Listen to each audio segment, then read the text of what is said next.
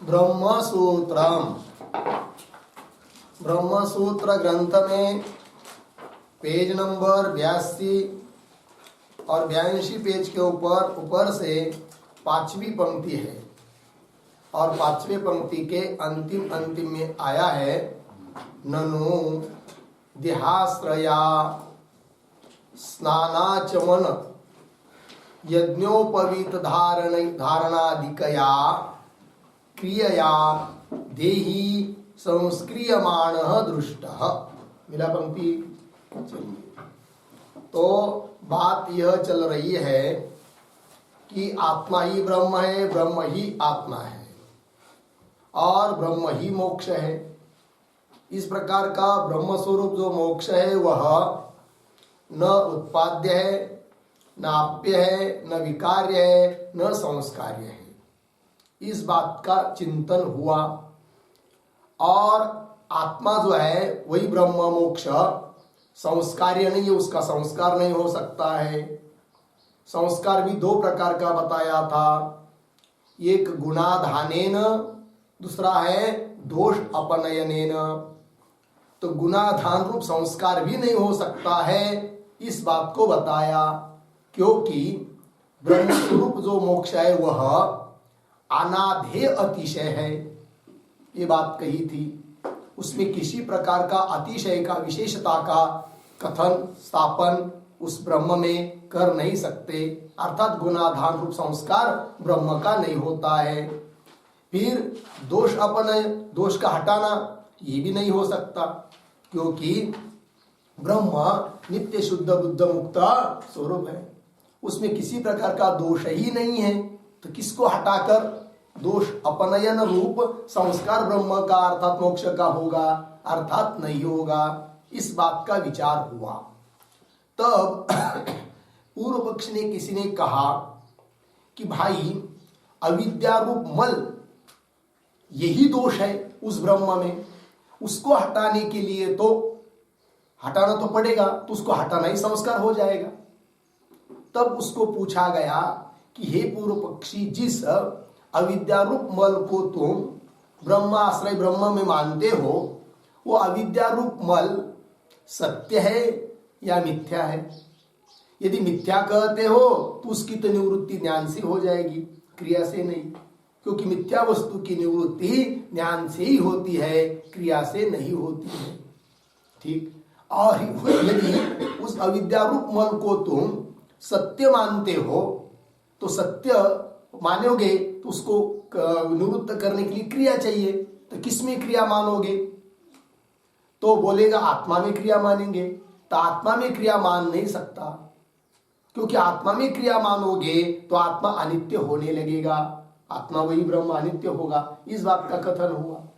फिर बोलेंगे एक काम करेंगे, अन्य में क्रिया मानेंगे और अन्य में विद्यमान जो क्रिया उससे संस्कार होगा। किसका? आत्मा का। संस्कार आत्मा का होना मतलब आत्मा अर्थात ब्रह्म में विद्यमान जो अविद्या रूप मल है वो हट जाएगा। ऐसा यदि पूर्व पक्षी कहता है तो उस पूर्व पक्षी को पूछेंगे, भाई अन्यनिष्ठ जो क्रिया है, उपासनादि रूप क्रिया जिसको भी तुम मानोगे, तो उस अन्यनिष्ठ क्रिया से आत्मा के अविद्या की निवृत्ति नहीं हो सकती। बोलेंगे क्यों नहीं हो सकती? इसलिए कि जैसे दर्पण है, दर्पण में कुछ मलिनता है, तो उस मलिनता की निवृत्ति तो अन्यनिष्ठ क्रिया से होती है।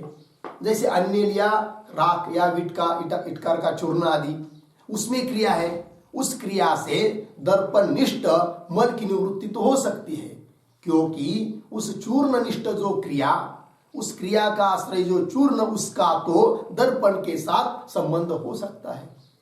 उस प्रकार जिस अन्य में तुम क्रिया मानोगे तो उस क्रिया का आश्रय जो अन्य द्रव्य, ब्रह्म को छोड़कर कोई अन्य द्रव्य मानोगे, हे पूर्व पक्षी तुम मानोगे, तो उस द्रव्य का और आत्मा का संबंध नहीं हो सकता।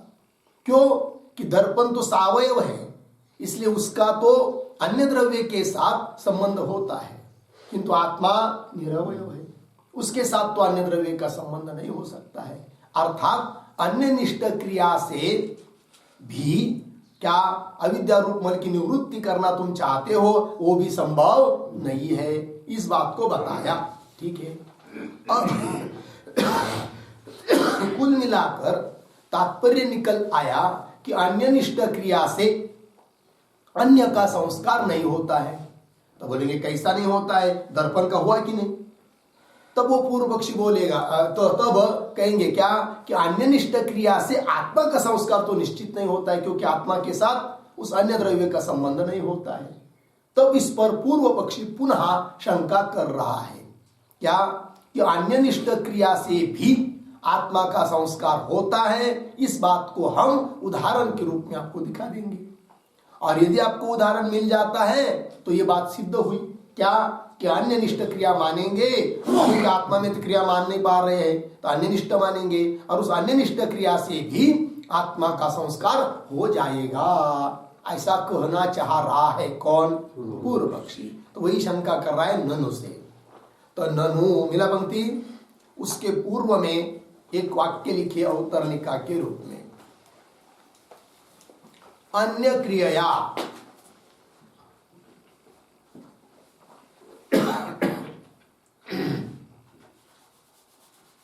अन्य क्रिया अन्य अन्य कौंस में लिखिए आत्मा, कौंस बंद, आगे न संस्क्रियते, न संस्क्रियते इत्यत्र इत्यत्र विविचारं शंकते,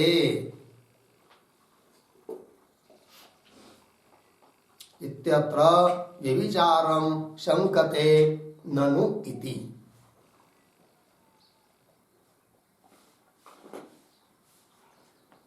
ठीक है, देखो भाई, तो अन्य क्रिया अन्यनिष्ठ क्रिया के द्वारा अन्य अर्थात आत्मा न संस्कृत संस्कार उसका नहीं होता है। ये जो तुम कर रहे हो, कौन बोल रहा है? पूर्व पक्षी। ये जो तुम कर रहे हो ये तुम्हारा कहना ठीक नहीं है, क्योंकि इस नियम का विविचार है, अर्थात अन्यनिष्ठ क्रिया से भी आत्मा का संस्कार होता है, यह हम दिखा देंगे। जो कि तुम कह रहे हो कि अन्यनिष्ठ क्रिया से आत्मा का संस्कार नहीं होता है, इस नियम का विचार दिखाएंगे। विचार दिखाएंगे मतलब अन्यनिष्ठ क्रिया से भी आत्मा का संस्कार होता है, इस बात को हम दिखा देंगे। कौन बोल रहा है? पूर्व पक्षी। चलिए तो पंक्ति देखिए भाष्य की, ननु ध्याश्रया स्नान आचमन यज्ञोपवीत धारणादिकया क्रियया देहि संस्क्रियमान दृष्ट। ये पूर्व पक्षी शंका यहाँ तक हुई। कह रहा है कि देह में क्रिया हो रही है, आत्मा में नहीं। कौन सी क्रिया हो रही है देह में? तो उदाहरण दिया, स्नान। आदमी स्नान करता है तो स्नान रूप क्रिया किस में हो रही है? देह में हो रही है। आचमन, कभी कभी भगवान का प्रसाद आदि करके या जो भी कुछ आचमन आदि हम करते हैं, है कि नहीं, वो भी क्रिया किस में हो रही है? देह में हो रही है। और यज्ञोपवीत का धारण करना, यह भी क्रिया किस में हो रही है? देह में हो रही है। किंतु देहनिष्ठ क्रिया से भी क्या हो रहा है कि आदमी मानता है कि मैं क्या हो गया? शुद्ध हो गया, अर्थात संस्कार से युक्त हो गया। तो संस्कार किस में हो रहा है? मेरे में, अर्थात आत्मा में, है कि नहीं। तो देहनिष्ठ क्रिया से भी आदमी अपने को संस्कारित मानता है, अर्थात आत्मा का संस्कार हो रहा है। तो कैसा तुम कहते हो कि अन्यनिष्ठ क्रिया से अन्य संस्कारित नहीं होता है करके, लेकिन ये तुम्हारा कहना ठीक नहीं है। कौन बोल रहा है? पूर्व पक्षी। पंक्ति देखिए, ननु ध्याश्रया स्नान आचमन यज्ञोपवीत धारणादिकया क्रियया, इन क्रिया के द्वारा देहि संस्क्रियमाण दृष्ट। देहि, देहि मतलब कौन? तो उसका अर्थ लिखिए, उस पर एक वाक्य, देहि बराबर आत्मा, देहि बराबर आत्मा, अर्धविराम, उद्धरण चिन्ह में, अहम शुद्ध अभवम, अहम शुद्ध अभवम उद्धरण चिन्ह बंद इति संस्क्रियमाणः दृष्टः इत्यर्थः। दृष्टः इत्यर्थः। ठीक है, देखो भाई अर्थ। देही, देही मतलब देहवान अर्थात्मा। वो अपने को शुद्ध मानता है। कैसे? हम शुद्ध अभाव, मैं शुद्ध हो गया हूं। इति संस्क्रियमान, संस्कार से युक्त दिखाई दे रहा है, मालूम पड़ रहा है। अतः अन्य निष्ठ क्रिया से भी आत्मा संस्कारित होता है, ये पता चल रहा है। इसलिए पूर्व पक्षी का अभिप्राय क्या हुआ फिर कि भले आत्मा में क्रिया नहीं मान सकते क्योंकि आत्मा नित्य सिद्ध होगा, किंतु अन्य किसी में हम क्रिया मानेंगे और उस क्रिया से आत्मा अर्थात ब्रह्मरूप मोक्ष उसका संस्कार होता है, ऐसा मानेंगे। कौन सा संस्कार? कि अविद्या मल रूप दोष का हटाना रूप संस्कार हो जाएगा, यह हम मानते हैं। कौन बोल रहा है? पूर्व पक्षी। हो गया, ये हुआ पूर्व पक्षी का ग्रंथ। सिद्धांती उत्तर दे रहे हैं कि हे पूर्व पक्षी, इस प्रकार का तुम्हारा उदाहरण देकर कहना ठीक नहीं है, क्योंकि जो तुमने उदाहरण दिया है उस उदाहरण में क्रिया तो देहनिष्ठ बात सही, किंतु उस क्रिया से तुम समझते हो कि आत्मा शुद्ध हुआ। ये बात नहीं है कि आत्मा मूलतः शुद्ध ही है, वो कहां से शुद्ध होगा? फिर मैं शुद्ध हो गया हूं, मैं संस्कार से युक्त हो गया हूं, ये किसमें हो रहा है? तो जो जिसने देह का तादात्म्य किया है, देह को अपना स्वरूप जिसने माना है, तो उस क्रिया से वो अपने को संस्कारित मान रहा है। इसका मतलब ये थोड़ी है कि देह में क्रिया हुई और उस क्रिया से आत्मा ही संस्कारित हुआ। ये तुम्हारा कहना ठीक नहीं है। कौन बोलेंगे अभी? सिद्धांती। तो देखिए पंक्ति, न देहादि मिला पंक्ति, तो उसके ऊपर लिखे न इत्यादि के ऊपर समाधानम। अभी समाधान ग्रंथ चालू हो रहा है।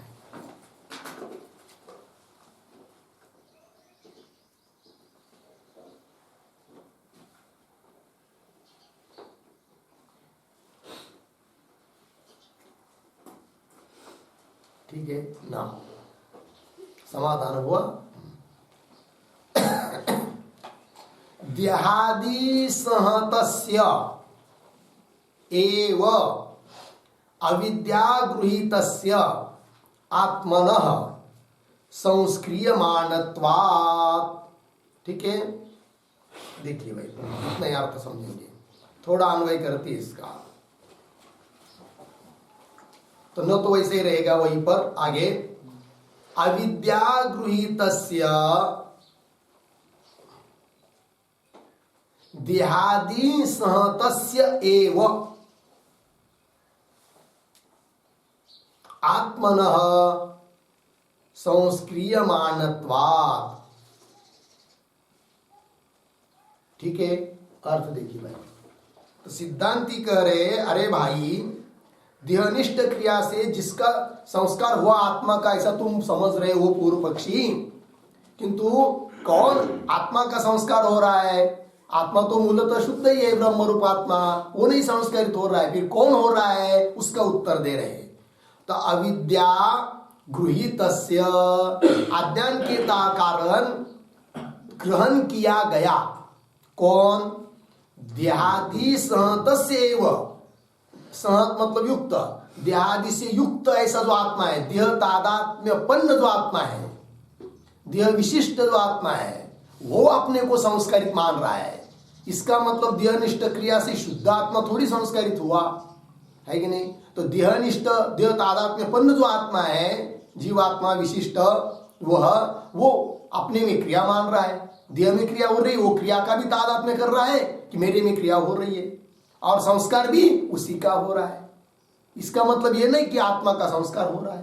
पंक्ति देखिए, अविद्या गृहीतस्य देहादि सहतस्य एव आत्मनः, ऐसे आत्मा ही आत्मनः संस्क्रियमाणत्वात्, आत्मा ही संस्कारित हुआ, ऐसा मालूम पड़ रहा है। ठीक है, तो अविद्या गृहीतस्य ये पद आया है, लिखिए उसका अर्थ।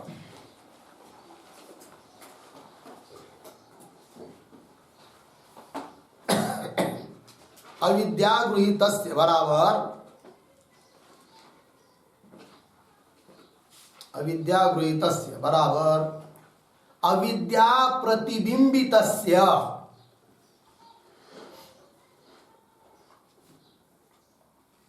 अविद्या प्रतिबिंबितस्य आगे देहादि सहतस्य प्रतीक देहादि सहतस्य बराबर देह तादात्म्यम आपन्नस्य देह तादात्म्यम आपन्नस्य आत्मनः आत्मनः बराबर उद्धरण चिन्ह में नरः अहम नरः अहम उद्धरण चिन्ह बंद इति भ्रांत्या गृहीतस्य इति भ्रांत्या गृहीतस्य आत्मनः इति भ्रांत्या गृहीतस्य आत्मनः क्रियाश्रयत्व भ्रांत्या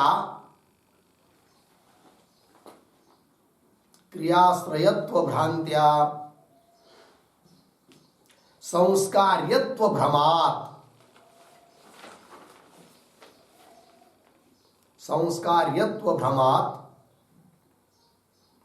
न व्यभिचारः इत्यर्थः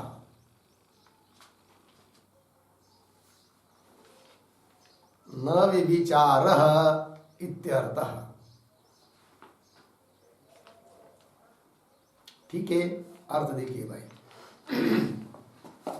अविद्या गृहीतस्य अर्थात अविद्या प्रतिबिंबितस्य अविद्या में प्रतिबिंबित है कि नहीं चिदाभास आदि। तो अविद्या प्रतिबिंबितस्य देह सहतस्य मतलब देह तादात्म्यम आपन्नस्य अविद्या में प्रतिबिंबित जो आत्मा है चिदाभास आदि जिसका देह के साथ तादात्म्य हुआ है। तो देह तादात्म्यम आपन्नस्य आत्मनः कैसा आत्मा और स्पष्ट कर दिया कि नरः अहम इति भ्रांत्या गृहीतस्य आत्मनः मैं मनुष्य हूं इस भ्रम से गृहीत जो आत्मा है अर्थात देह तादात्म्यापन्न आत्मा।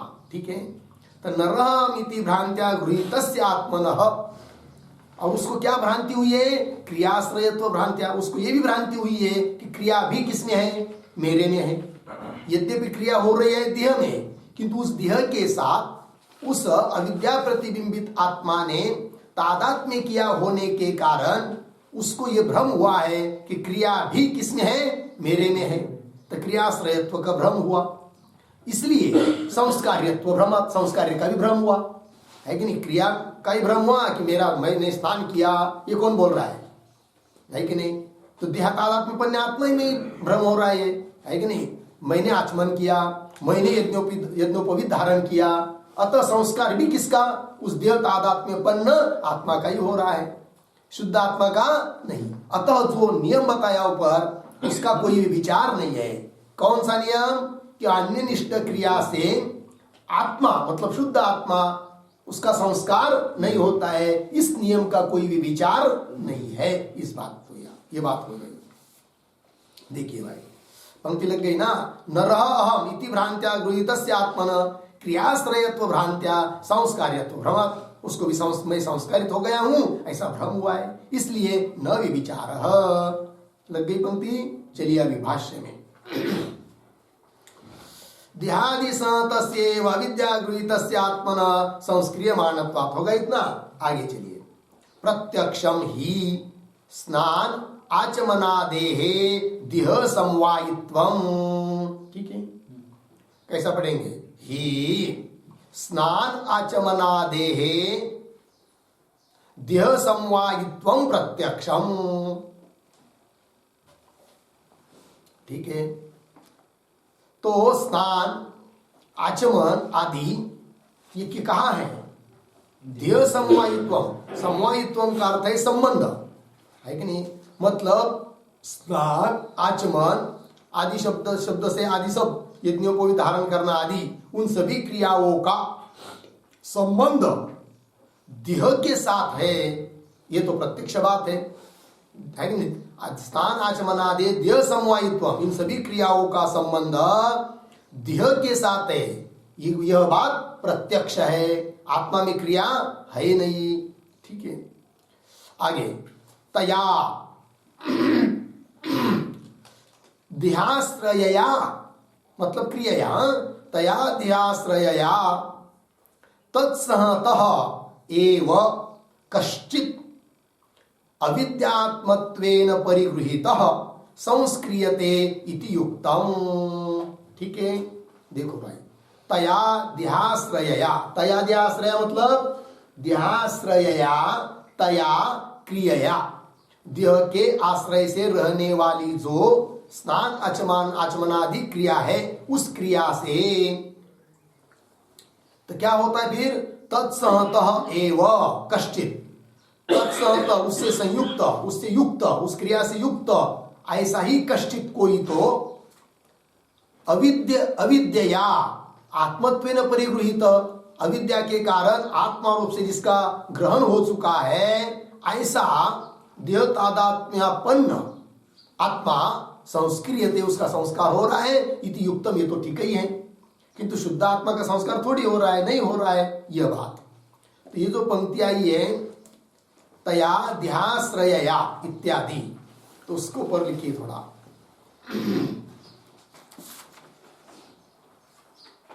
तो लिखते हैं देहाश्रयया बराबर,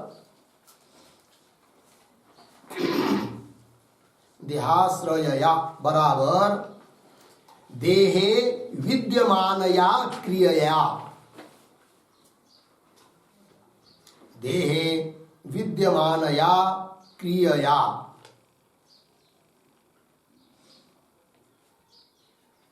आगे प्रतीक तत्सहतः, तत्सहतः एव बराबर देहयुक्तः एव, देहयुक्तः एव, सहत मतलब युक्त, देहयुक्तः एव बराबर देह तादात्म्यापन्नः एव,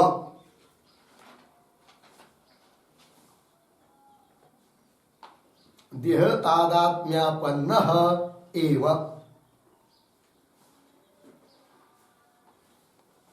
आगे प्रतीक कश्चित्, कश्चित् बराबर अनिश्चित ब्रह्म स्वरूपः,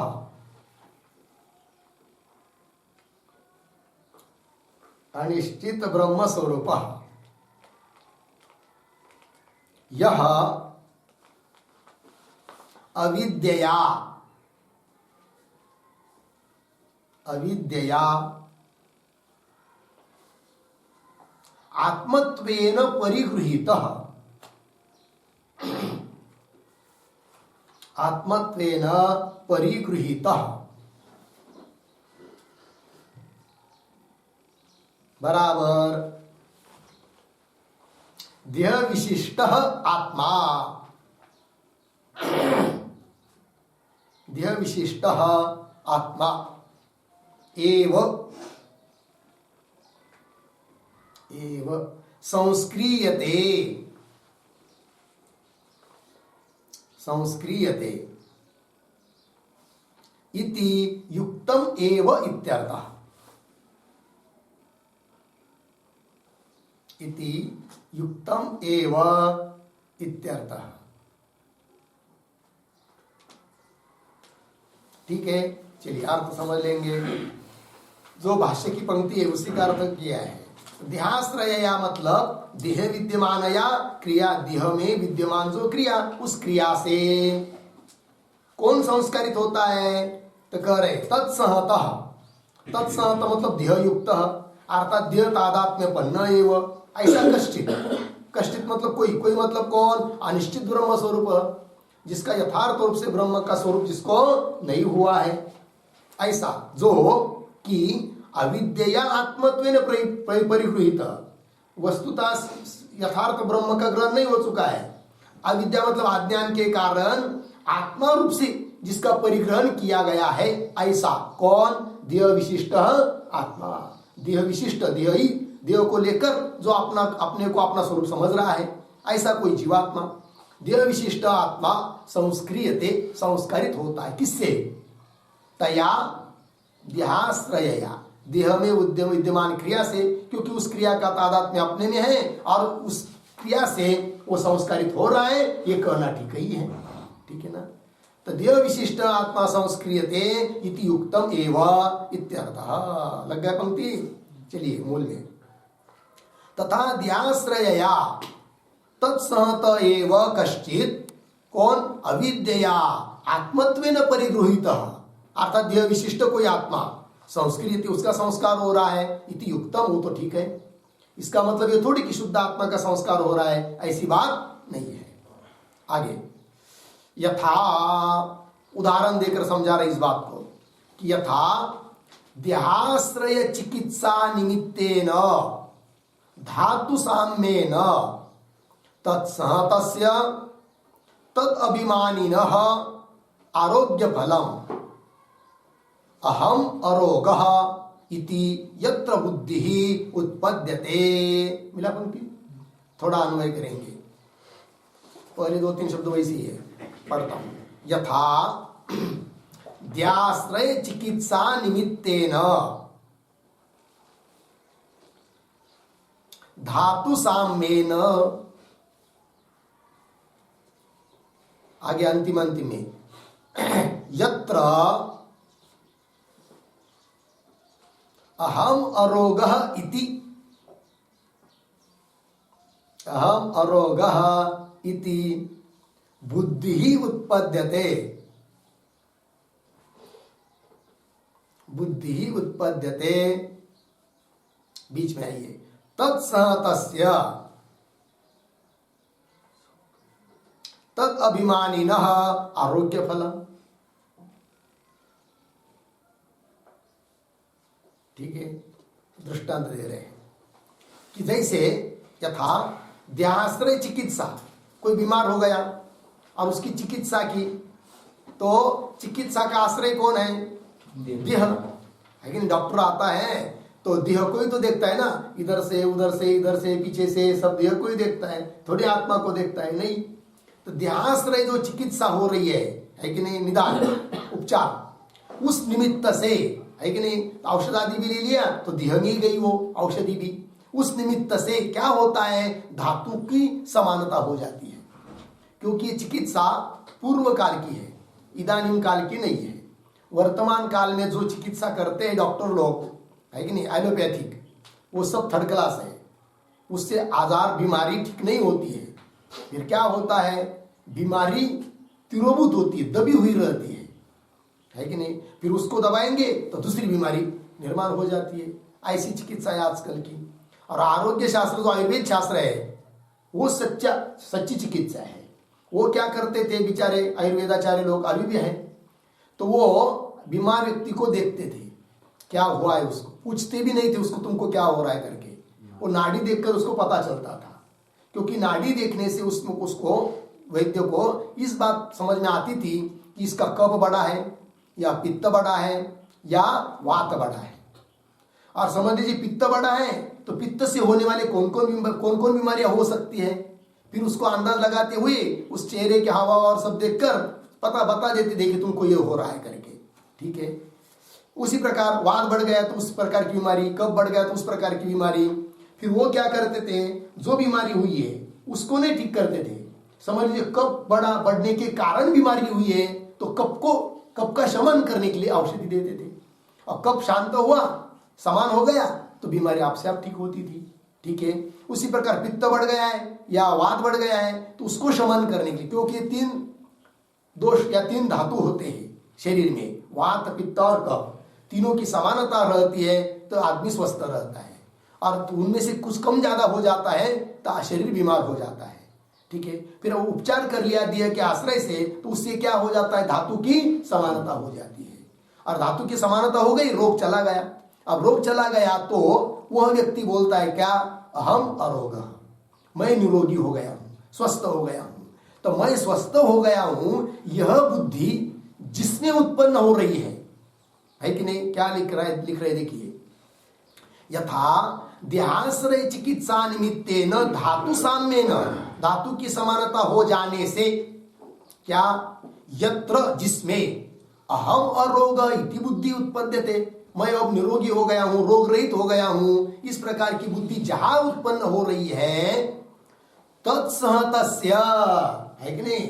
तत्सहतस्य, तत्सहतस्य मतलब देह संबद्धस्य, तत् अभिमानी, यह अभिमानी, उस देह अभिमानी जो आत्मा है उसको ही क्या प्राप्त होता है? क्या? आरोग्य फल। तो आरोग्य रूप फल किसको प्राप्त हो रहा है? देह को नहीं, जिसमें यह बुद्धि उत्पन्न हो रही है। किस, कौन सी बुद्धि? अहम अरोगः, यह बुद्धि जिस देह तादात्म्यपन्न आत्मा में उत्पन्न हो रही है उसी को आरोग्य फल प्राप्त हो रहा है। इसका मतलब ये थोड़ी है कि चिकित्सा हो रही देह की और आदमी बोल रहा है अहम अरोग, अहम मतलब आत्मा, तो आत्मा का रोग चला गया। देह आश्रित क्रिया से, अन्य निष्ठ क्रिया से क्या आत्मा का रोग चला गया, ऐसा अर्थ हो सकता है क्या? प्रतीत तो हो रही कौन? अहम अरोग, अहम मतलब आत्मा, किंतु अहम का अर्थ या शुद्ध आत्मा ले सकते हैं क्या? नहीं, शुद्ध आत्मा में कोई बीमारी नहीं है। तो अन्य निष्ठ क्रिया से अन्य नहीं संस्कारित हो रहा है, आत्मा नहीं संस्कारित हो रहा है। फिर कौन हो रहा है? कि देह निष्ठ क्रिया से वही निरोगी हो रहा है, वही संस्कारित हो रहा है जो देह तादात्म्यपन्न है। क्योंकि मेरे में चिकित्सा हो रही है, यह अभिमान भी उसमें ही था, अतः आरोग्य फल भी उसी में है। ये दृष्टांत हुआ। उसी प्रकार आचमन, यज्ञोपवीत धारण आदि ये सब क्रिया किसमें हो रही है? देह में। तो जिस देह में हो रही है तो वह उस क्रिया का वो अभिमान भी धारण कर रहा है कि मेरे में क्रिया हो रही है, और तो शुद्धता भी किसमें? उसी में हो रही है जो देह तादात्म्यपन्न आत्मा है। इसका मतलब देहनिष्ठ क्रिया से शुद्ध आत्मा संस्कारित हो रहा है, ऐसी बात है क्या? यह बात नहीं है। अर्थ समझ में आया उदाहरण का? पुनः देखिए उदाहरण की पंक्ति को, यथा देहाश्रय चिकित्सा निमित्तेन, मिला पंक्ति, धातु साम्येन। तो धातु साम्येन क्या भाई? लिखिए उस पर एक वाक्य,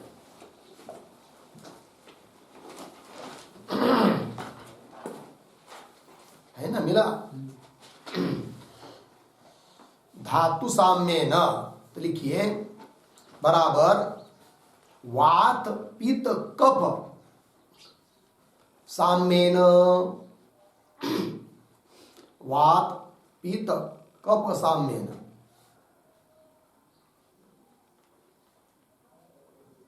ठीक, ये हुआ। क्यों? वहां धातु शब्द से 3 लिए ना हम लोगों ने, वात पित्त कफ। तो और भी धातु है शरीर में, उसको भी ले सकते हैं। और सप्त धातु है, कौन कौन? रस, रक्त, मांस, 3 हुए, रस, रक्त, मांस, चर्बी, चर्बी और हड्डी, मज्जा और वीर्य, 7 हो गए। रस, रक्त, मांस, चर्बी, हड्डी, मज्जा, वीर्य। ठीक है जी, ये धातु है, ये भी धातु है 7। इनमें भी यदि प्रमाण में नहीं रहे, वो है कि नहीं, जितना प्रमाण जिस शरीर में चाहिए उतने नहीं रहे, कम ज्यादा हुए, तो भी आदमी क्या हो जाता है? बीमार हो जाता है। बहुत रक्त कम हो गया तो डॉक्टर बोलते नहीं भाई इसको क्या खून चढ़ाना पड़ेगा, रक्त चढ़ाना पड़ेगा, ऐसा बोलते हैं कि नहीं? उस प्रकार क्यों किसी का बहुत चर्बी बढ़ जाती है, मांस बढ़ जाता है कि नहीं, कोलेस्ट्रॉल बढ़ जाता है, या किसी की हड्डी बढ़ जाती है कि नहीं, उससे भी आदमी बीमार होता है, फिर ऑपरेशन करना पड़ता है आदि आदि करके। ठीक है जी, चलिए भाई, तो पंक्ति देखिए भाष्य की, यथा देहाश्रय चिकित्सा निमित्तेन धातु साम्येन, मिला पंक्ति, यत्र अहम अरोग इति बुद्धि उत्पद्यते तत्सहतस्य, मिला, तत्सहतस्य मतलब क्या? लिखिए उसका अर्थ, तत्सहतस्य बराबर देह संबद्धस्य, देह संबद्धस्य अर्धविराम। आगे प्रतीक है तद अभिमानिनः, तद अभिमानिनः बराबर देहे अहम मम इति अभिमानिनः, अहम मम इति अभिमानिनः आत्मनः, आत्मनः आरोग्य फलम लभते इत्यर्थः, आरोग्य फलम लभते इत्यर्थः। ठीक है जी, चलो भाई। तो तत्सहतस्य देह संबद्धस्य तद अभिमानिनः, देह में जिसको अहम मम ऐसा अभिमान हो रहा है, ऐसे आत्मा को ही, ठीक है ना, जीवात्मा को ही क्या आरोग्य फलम लभते इत्यर्थ, आरोग्य फल प्राप्त होता है। मतलब जिसमें चिकित्सा रूप क्रिया हो रही है उसी को आरोग्य रूप फल प्राप्त हो रहा है। लगा इतना। एवं ये तो दृष्टांत हुआ। अब जिसके लिए दृष्टांत दिया उस बात को पुनः बता रहे भाष्यकार भगवान। एवं मिला पंक्ति, एवं स्नान आचमन यज्ञोपवीतादिना अहम शुद्धः संस्कृतः इति यत्र बुद्धि उत्पद्यते स संस्क्रियते, ये सिद्धांत बता दिया। ठीक है, पुनः देखिए इस पंक्ति को। एवं स्नान आचमन यज्ञोपवीतादिना अहम शुद्ध संस्कृत इति, मिला, इति के बाद थोड़ा अन्वय, इति बुद्धि यत्र उत्पद्यते, यत्र उत्पद्यते सह संस्क्रियते, हो गया अर्थ। चलिए, यत्र पद आया ना, तो यत्र पद का अर्थ लिखिए, यत्र बराबर देह तादात्म्यापन्ने आत्मनि,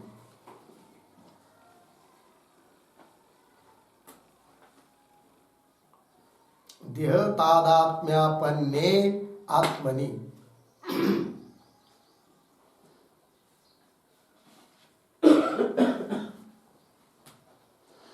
ठीक है, चलो भाई, अब पंक्ति का अर्थ देखिए।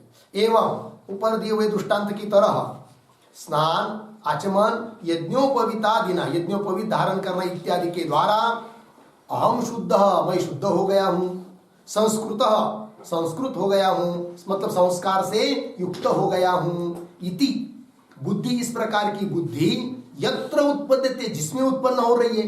कहाँ उत्पन्न हो रही है बुद्धि? देह तादात्म्यपन्न आत्मा में उत्पन्न हो रही है। ठीक है ना, वही उसी का संस्कार हो रहा है। फिर संस्क्रियते, न कि शुद्ध आत्मा। ठीक, संस्क्रियते। आगे चलिए, सच, वह कौन है जिसका संस्कार हो रहा है? तो दे रहे आगे, सच देहेन सहतः एव, मिला पंक्ति, सच देहेन सहतः, सहतः शब्द का अर्थ लिखिए संबद्ध,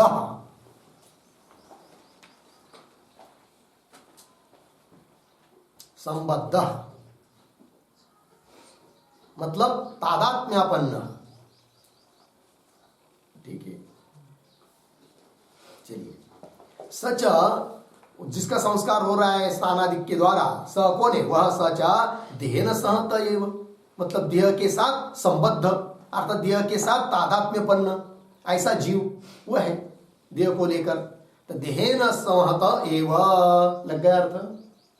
अब आगे, तेन एव ही अहम कर्ता अहम प्रत्यय विषयेन प्रत्ययिना सर्वाः क्रियाः निवर्त्यन्ते तत्फलं च सह एव अश्नाति।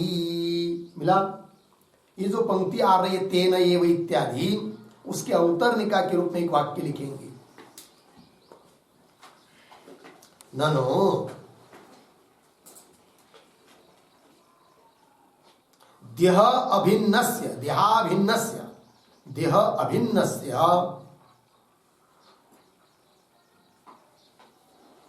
कथम संस्कारः,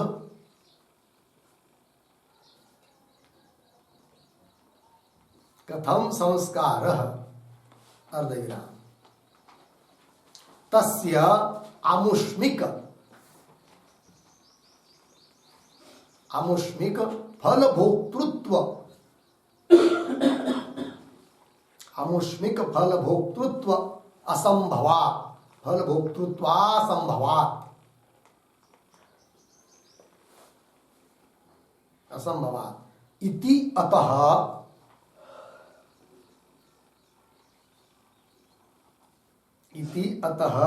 आह तेन इति।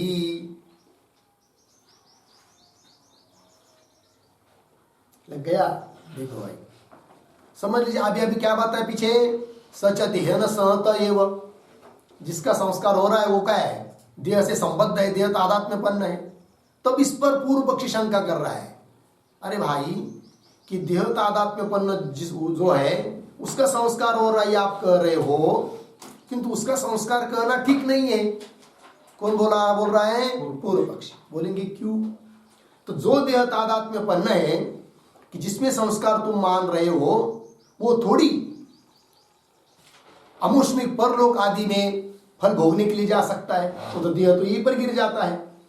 फिर देह तादात्म्यपन्न का संस्कार होता है, वही क्रिया करता है, उसी में पुण्य आदि उत्पन्न होते हैं उसकी क्रिया से। ये कैसा कर रहे हो? क्योंकि वो तो फल भोगने के लिए जाएगा ही नहीं। तो संस्कार तो तुम शुद्ध आत्मा का मानो, क्रिया हो रही है देह आदि में और संस्कार हो रहा है किसका? शुद्ध आत्मा का मानो, वो जा सकता है। देह तादात्म्यपन्न देह तो यही गिरेगा, तो देह गिरेगा तो देह तादात्म्यपन्न कहां से जाएगा? तो उसका संस्कार मान रहे हो तुम, ये तुम्हारा कहना ठीक नहीं है। कौन बोल रहा है? पूर्व पक्षी। तो उसका उत्तर दे रहे तेन इत्यादि पंक्ति से, ये बात नहीं है। तो संस्कार जिसका हो रहा है वही परलोक में फल भोगने के लिए जाता है, ये कहना। तो देखिए पंक्ति अवतरण निकाय में जो लिखा है, ननु देह अभिन्नस्य, देह के साथ जो अभिन्न हो चुका है, तादात्म्यपन्न हो चुका है, उसका कथम संस्कार, उसका कैसा संस्कार मान रहे हो? क्यों? तस्य देहाभिन्नस्य आत्मनः आमुष्मिक फल भोक्तृत्व संभवात्। आमुष्मिक का अर्थ है पारलौकिक। आमुष्मिक का मतलब क्या होता है? पारलौकिक मतलब परलोक में विद्यमान फल है कि नहीं? तो आमुष्मिक फल भोक्तृत्व असंभवात्, परलोक में प्राप्त होने वाला जो फल है वो फल भोक्तृत्व उसमें तो हो नहीं सकता। इति अतः आह, ऐसी यदि कोई शंका करता है तो उसका उत्तर दे रहे भगवान भाष्यकार तेन एव इत्यादि पंक्ति से। मिला जी? तो पंक्ति का अर्थ समझ लेते हैं। तेन एव ही अहंकर्ता अहम प्रत्यय विषयेन प्रत्ययिना सर्वाः क्रियाः निवर्त्यन्ते तत्फलम च स एव अश्नाति। मिला? थोड़ा सा शुरू के अर्धे पंक्ति का अन्वय करते। तो तेन एव ही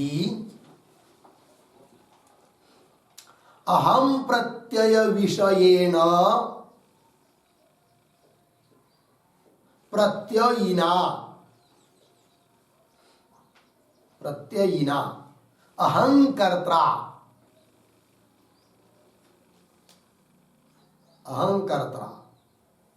आगे सर्वाहा क्रिया आगे सरल है।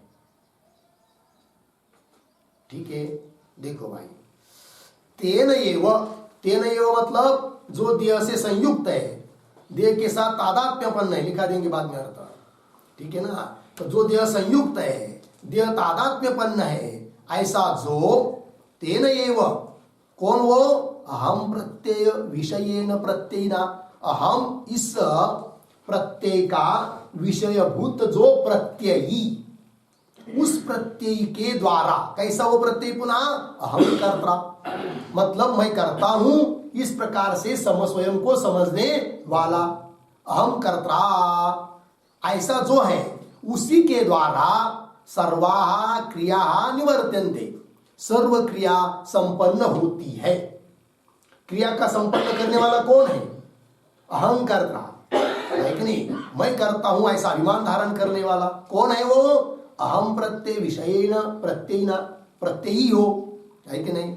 कौन है वो? तेन एव, जो पीछे में बताया है, देह संहत, वो देह तादात्म्यपन्न जीवात्मा, उसी के द्वारा सभी क्रिया संपन्न होती है, निवर्तन्ते। इसलिए तत्फलम च सएव अश्नति, इसलिए उस क्रिया का फल भी वही भोगता है।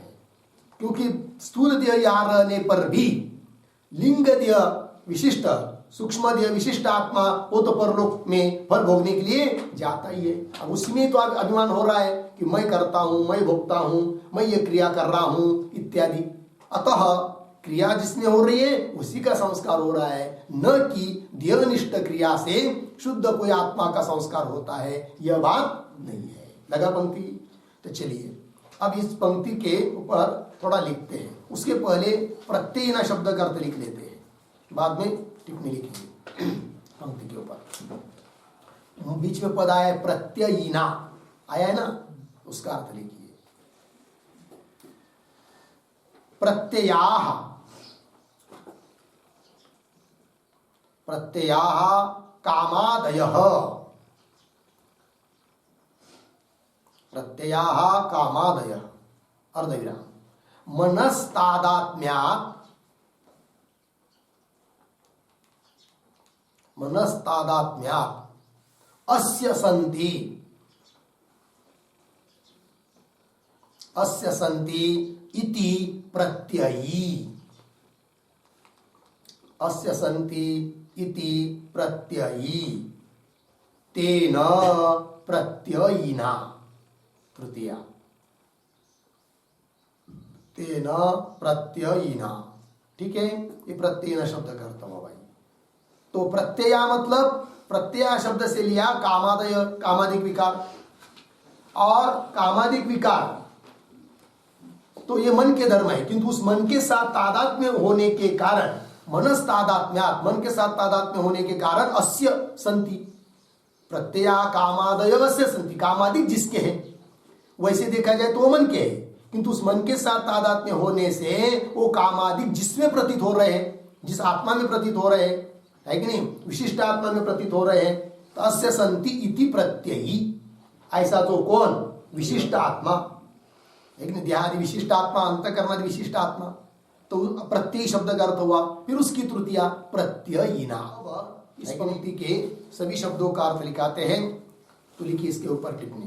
तो पद आया सबसे पहले तेन एव, प्रतीक, तेन एव बराबर दिह सह तेन, देह सह तेन बराबर देह संयुक्तेन एव, देह संयुक्तेन एव, अर्धविराम। आगे प्रतीक अहम प्रत्यय विषयेन प्रत्ययिना, ये प्रतीक है। अहम प्रत्यय विषयेन, अहम प्रत्यय विषयेन प्रत्ययिना बराबर अंतकरण प्रतिबिंबात्मना, अंतकरण प्रतिबिंबात्मना,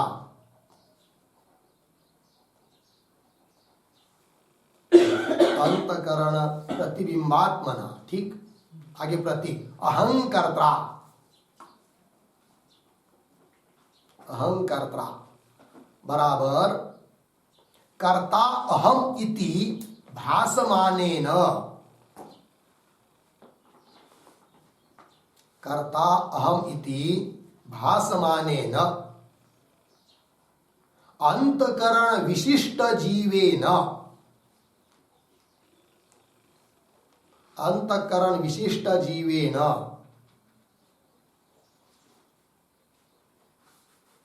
अंतकरण विशिष्ट जीवेन। आगे सर्वाः क्रियाः,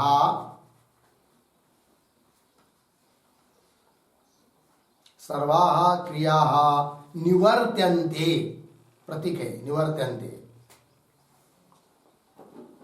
निवर्त्यन्ते बराबर संपन्नाः भवन्ति, संपन्नाः भवन्ति, पूर्ण विराम। आगे प्रतीक तत्फलं च, तत्फलं च बराबर क्रियाफलं च,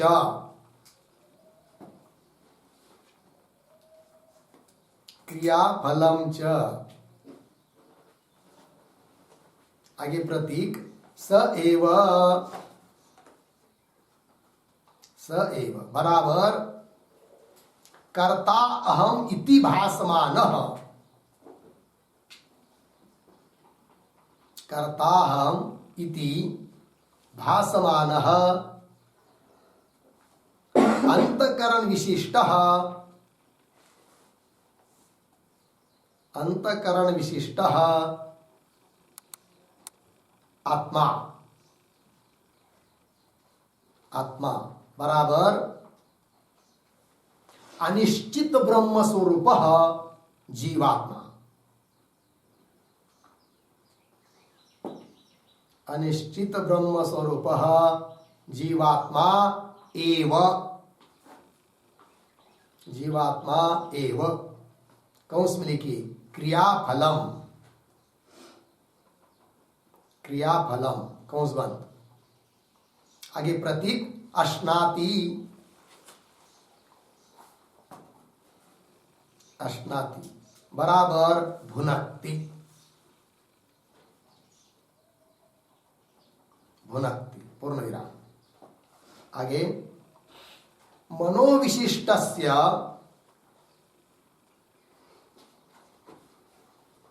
मनोविशिष्टस्य आमुष्मिक फल भोक्तुः, आमुष्मिक फल भोक्तुः संस्कारः युक्तः इति भावः, संस्कारः युक्तः इति भावः हो गया। ठीक है, चलो भाई अर्थ समझ लीजिए। मूल की पंक्ति देखते हुए टिप्पणी को देखते रहिए। तेन एव अर्थात देह सह तेन मतलब देह संयुक्तेन एव, देह तादात्म्यपन्न जो है उसी के द्वारा सभी क्रिया होती है। कैसा है वो जिसके द्वारा क्रिया होती है सभी? तो अहम प्रत्यय विषयेन प्रत्ययिना, इसका अर्थ कर रहे हैं अंतकरण प्रतिबिंबात्मना, अंतकरण में प्रतिबिंब हुआ है जिसका, ऐसा जो कि जिसको कह दिया है प्रत्ययी, प्रत्यय की व्याख्या कर चुके हैं, ऐसे उसके जो उसके द्वारा पुनः कैसा है वो अहम कर्ता तृतीय है, मतलब कर्ता हम जो स्वयं को कर्ता समझ रहा है, तो कर्ता अहम इति भासमानेन अंतकरण विशिष्ट जीवेन, मैं करता हूं इस प्रकार से प्रतीत होने वाला अंतकरण विशिष्ट जो जीव उसके द्वारा तृतीया क्या सर्वाः क्रियाः निवर्तन्ते, सभी क्रिया निवर्तन्ते, निवृत्त नहीं होती है, निर्वर्तन्ते शब्द है। सर्वा क्रियाः उसके बाद क्या लिखा? निर्वर्तन्ते, प्रतीक है मूल में की भाष्य में वैसे ही पद है निर्वर्तन्ते। आपने लिखते समय क्या लिखा? निवर्तन्ते लिखा ना? नहीं, निर्वर्तन्ते लिखिए, निर्वर्तन्ते मिला? निवर्तन्ते नहीं, निर्वर्तन्ते। उसका अर्थ है संपन्नाः भवन्ति, सभी क्रिया उसी से संपन्न हो रही है। इसलिए तत्फलम प्रतीक है, तत्फल मतलब उस क्रिया का फल। स एव मतलब कर्तामिति भासमान, मैं करता हूं ऐसा प्रतीत होने वाला, वही उस क्रिया का फल भोगता है। कर्तामिति भासमान ऐसा अंतकरण विशिष्ट आत्मा, अंतकरण विशिष्ट आत्मा अर्थात कौन? कि जिसको ब्रह्म का यथार्थ स्वरूप निश्चय नहीं हुआ है, अनिश्चित ब्रह्म स्वरूप जीवात्मा एव, ऐसा जीवात्मा ही क्या अश्नाति, किम क्रियाफलम अश्नाति, अश्नाति मतलब भुनक्ति। ठीक है, तो मनोविशिष्टस्य ऐसा जो मन विशिष्ट अंतकरण विशिष्ट जीवात्मा है वही आमुष्मिक फल का भी भोगता है, इसलिए उसका संस्कार होना युक्त ही है। इस पंक्ति के पहले पूर्व पक्ष ने क्या शंका की थी कि देह से अभिन्न का कैसे संस्कार जो कि आमुष्मिक फल भोग नहीं सकता, तो उसका उत्तर दिया ऐसी बात नहीं है कि नहीं। तो जो जिसके द्वारा क्रिया संपन्न हो रही है, जो अहम मैं करता हूं ऐसा अभिमान धारण कर रहा है, ऐसा जो मनोविशिष्ट आत्मा, उसी में क्रिया, उसी के द्वारा क्रिया हो रही है, अतः क्रिया का फल भी वही भोगता है, अतः संस्कार उसी का है, शुद्ध आत्मा का नहीं। चलिए लग गया पंक्ति, हो गया ये पंक्ति पूरी। आगे चलिए, तेन उसी पंक्ति को पढ़ रहा हूं पुनः एक बार। तेन एव हि अहं कर्त्राहं प्रत्यय विषयेन प्रत्ययिना सर्वाः क्रिया निर्वर्त्यन्ते तत्फलम च स एव अश्नाति। लग गया इतना। आगे चलिए, अब आगे श्रुति दे रहे हैं, तो किस बात के लिए श्रुति आ रही है? तो श्रुति है तयोः अन्यः पिप्पलम स्वाद्वत्ति अनश्नन अन्य अभिचाकशीति इति मंत्र वर्णात्। और एक श्रुति दे रहे हैं, आत्मेन्द्रिय मनोयुक्तम भोक्तेत्याहुर्मणिषिणः इति च। दो श्रुतियां दे रहे हैं, लेकिन ये श्रुति बीच में किस लिए आ रही है भाई? तो तयोः अन्य पंक्ति आ रही है कि नहीं? तो उसके पूर्व में अवतर निकाय के रूप में लिखिए, तो श्रुति का उद्धरण किस लिए हो रहा है समझ में आएगा। लिखिए अवतरण के रूप में, विशिष्टस्य भोक्तृत्वम्, विशिष्टस्य भोक्तृत्वम् अर्धविराम, न केवलस्य साक्षिणः,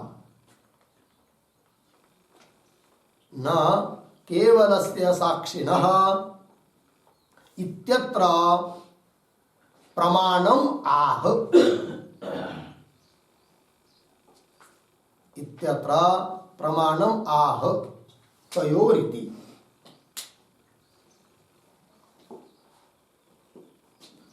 ठीक है, देखो भाई, तो विशिष्ट ही भोक्ता है, केवल शुद्ध जो साक्षी वह भोक्ता नहीं है, इस बात के लिए प्रमाण दे रहे हैं। क्योंकि अभी अभी क्या बताया, जो क्रिया कर रहा है वही फल भोगता है, तो विशिष्ट ही क्रिया कर रहा है, विशिष्ट ही फल भोग रहा है। शुद्ध आत्मा न क्रिया करता है न फल भोगता है, न उसका कोई संस्कार है। इस बात के लिए प्रमाण दे रहे श्रुति का। तो श्रुति को पुनः पढ़ता हूं पदच्छेद करके। तयोः अन्यः पिप्पलम स्वादु अति अनश्नन अन्यः अभिचाकशीति। मिला अन्वय, अन्वय लिखिए, तयोः अन्यः स्वादु पिप्पलम अत्ति, स्वादु पिप्पलम अत्ति। आगे अन्यः अनश्नन, अन्यः अनश्नन अभिचाकशीति। हो गया जी। तो अर्थ देखो भाई, तयोः अन्य, उन दोनों में, अन्य मतलब एक, अर्थ लिखाएंगे बाद में। उन दोनों में जो एक, वह क्या जी? स्वादु पिप्पलम, पिप्पल का मतलब है कर्मफल, स्वादिष्ट ऐसे कर्मफल को अति भोगता है। और अन्य उससे भिन्न दूसरा निरुपाधिक साक्षी, वो तो अनश्नन, फल को न भोगता हुआ क्या? अभिचाकशीति, केवल प्रकाशन कर रहा है। हो गया ये दोनों का। तो तात्पर्य क्या हुआ? विशिष्ट भोक्ता है, शुद्ध भोक्ता नहीं है। तो श्रुति का अर्थ लिखिए। तो प्रतीक है तयोः, तयोः बराबर प्रमातृ साक्षिणोः मध्ये, प्रमातृ साक्षिणोः मध्ये अर्धविराम। आगे प्रतीक अन्यः, अन्यः बराबर सत्व संसर्ग मात्रेण, सत्व संसर्ग मात्रेण बराबर, सत्व संसर्ग मात्रेण लिखा, बराबर मनस्तादात्म्यापन्नेन,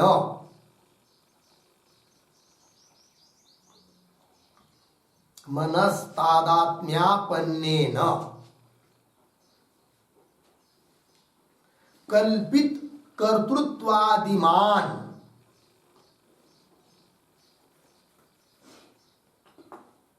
कल्पित कर्तृत्वादिमान प्रमाता,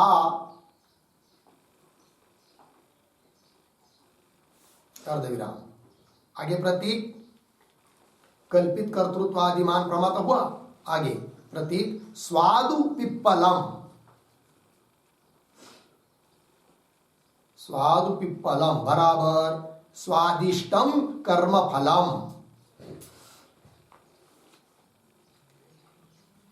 स्वादिष्टम कर्म फलम, आगे प्रतीक है अत्ति, अत्ति बराबर भूंगते,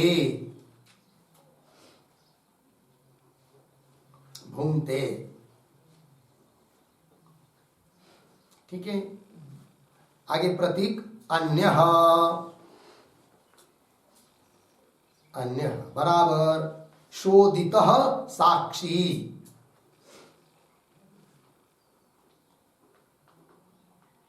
शोधितः साक्षी, आगे प्रतीक अनश्नन, अनश्नन बराबर कर्म फलम अभुंजानः,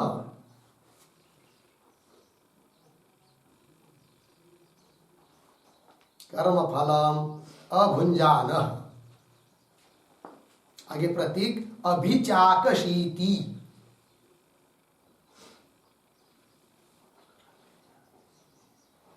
अभिचाकशीति बराबर प्रकाशते, प्रकाशते, ठीक है। चलिए भाई अर्थ हो गया। तयो, तयो मतलब प्रमातृ साक्षिणों मध्य दो है, प्रमाता और साक्षी, तो प्रमाता विशिष्ट हुआ, साक्षी शुद्ध हुआ, उन दोनों के बीच में अन्यः एक, कौन? सत्व संसर्ग मात्रेण, सत्व शब्द का अर्थ होता है अंतःकरण या मन, तो सत्व संसर्ग मात्रेण मतलब मनस्तादात्म्यापन्नेन, मन के साथ तादात्म्य हुआ है जिसका, अंतःकरण के साथ तादात्म्य हुआ है जिसका, है कि नहीं, और उस तादात्म्य होने से, मन के साथ तादात्म्य होने के कारण कल्पित कर्तृत्वादिमान प्रमाता, वस्तुतः वो भी करता नहीं है किंतु उसने अपने में कर्तृत्व लाद लिया, तो कल्पित कर्तृत्वादिमान प्रमाता किस शब्द का अर्थ हुआ? अन्य, है कि नहीं, पहले शब्द आया ना अन्य, तो अन्य ऐसा जीवात्मा, विशिष्ट आत्मा, क्या जी? स्वादु पिप्पलम अत्ति, स्वादु पिप्पलम का अर्थ कर दिया स्वादिष्टम कर्म फलम, स्वादिष्ट ऐसे स्वर्ग आदि कर्म फल को अत्ति, अत्य अर्थात भूंगते, तो अन्य भूंगते, प्रमाता भूंगते, विशिष्ट आत्मा कर्म फलम भूंगते, विशिष्ट भोग रहा है कि नहीं। अब आगे अन्य, अन्य मतलब जो शुद्ध है, साक्षी, उपाधि रहित, अन्य शोधित साक्षी, उसी को कह दिया शोधित साक्षी, उपाधि का बात करके शुद्ध साक्षी चैतन्य। अनश्नन मतलब कर्म फलम अभुंजान, कर्म फल को न भोगता हुआ केवल क्या करता है? अभिचाकशीति, अपने स्वयं प्रकाश से प्रकाशित हो रहा है और दूसरे को भी प्रकाशित कर रहा है, तो प्रकाशते लगा। इतना कहने का तात्पर्य क्या? विशिष्ट ही कर्म करता है, विशिष्ट ही फल भोगता है, शुद्ध न कर्म करता है न फल भोगता है, न उसका कोई संस्कार है, यह बात। आगे चलिए, और एक श्रुति का प्रमाण दिया है भाई, तो कौन है वो श्रुति? तो देखिए आगे मूल भाष्य में, अभिचाकशीति इति मंत्र वर्णा, ये मंत्र वर्ण है, अर्थात मंत्र है मुंडकोपनिषद का 3:1-1, और कठोपनिषद का भी मंत्र दे रहे हैं, कठोपनिषद 1:3-4। कौन से वो, कौन सा है वो मंत्र? तो आत्मा इंद्रिय मनोयुक्तम भोक्ता इति आहुः मनीषिणः, ये पदच्छेद हुआ, अन्वय देखिए, इंद्रिय मनोयुक्तम आत्मा, इंद्रिय मनोयुक्तम आत्मा भोक्ता इति मनीषिणः आहुः, भोक्ता इति मनीषिणः आहुः। ठीक, अर्थ देखिए भाई, इंद्रिय मन इत्यादि से युक्त, इत्यादि के साथ तादात्म्यपन्न जो आत्मा है वही भोक्ता है, ऐसा मनीषी लोग अर्थात ब्रह्मवेत्ता लोग जानते हैं, समझते हैं, कहते हैं। तात्पर्य विशिष्ट ही भोक्ता है, शुद्ध भोक्ता नहीं है, लग गया है कि नहीं? इंद्रिय मनोयुक्त मतलब प्रमाता, प्रमाता स्वरूप आत्मा, विशिष्ट आत्मा। ठीक है जी, चलिए इति च। आगे तथा च मतलब क्या? तो और आगे श्वेता उपनिषद का प्रमाण दे रहे हैं, किंतु अब प्रमाण किस लिए आ रहा है भाई? तो तथा च के बाद जो श्रुति आ रही है एको देवः, उसके अवतर निकाय के रूप में एक वाक्य,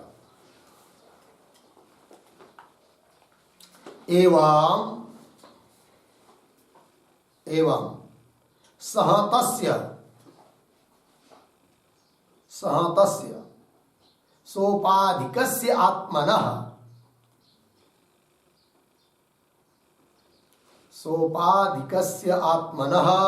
भोक्तृत्वं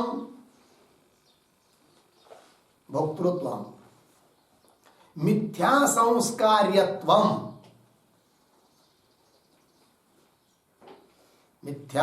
संस्कार्यत्वं च उक्त्वा निरुपाधिकस्य आत्मनः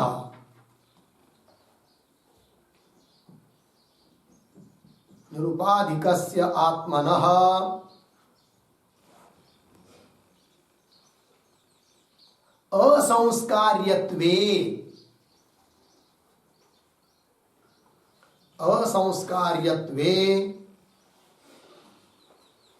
मानम आह, मानम मतलब प्रमाणम, मानम आह एक इति,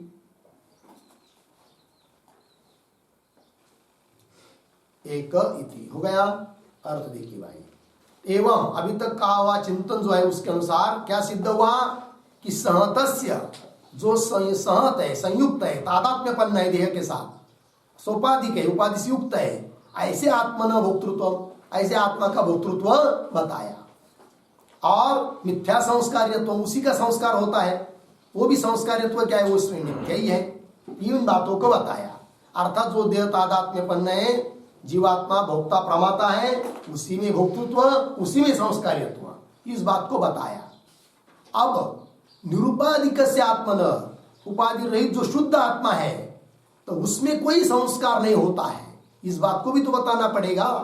तो उस बात को बताने के लिए अब प्रमाण दिया जा रहा है। तो निरुपाधिकस्य आत्मनः, उपाधि रहित जो शुद्ध आत्मा है, उसमें उसका असंस्कार्यत्व, वो संस्कारित नहीं होता है, वो भोक्ता भी नहीं है, क्रिया भी नहीं करता है, उसका कोई संस्कार भी नहीं होता है कि नहीं? और वही तो मोक्ष स्वरूप आत्मा है, अतः वो संस्कार्य नहीं है। किंतु उसका संस्कार नहीं होता है, संस्कार्य वो नहीं है, इस बात के लिए प्रमाण क्या? तो प्रमाण दे रहे अभी। असंस्कार्यत्वे मानम का अर्थ प्रमाणम, आह एक इति, एको देव इत्यादि श्रुति का प्रमाण दे रहे हैं। ठीक है, अभी श्रुति के सभी शब्दों का अर्थ बताना पड़ेगा, और भी श्रुति आ रही है, अतः आगे का विचार हम लोग करेंगे।